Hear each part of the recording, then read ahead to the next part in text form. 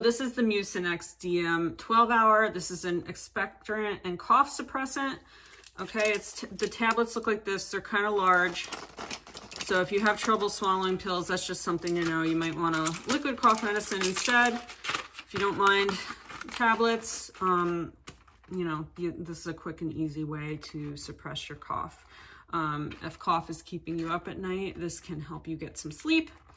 And then also it helps bring up some of the mucus. So for that reason, I tend to like to use it during the day more than at night.